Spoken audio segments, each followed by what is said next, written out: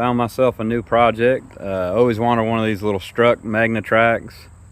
This is a Rs1000. It's got a little bitty Honda GX270 motor, electric start. Bought it 9 running.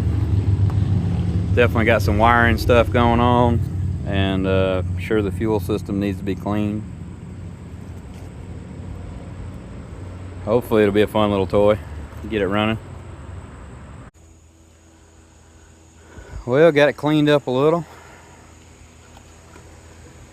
About to check out the wiring, and then tear the carburetor off and see how that looks.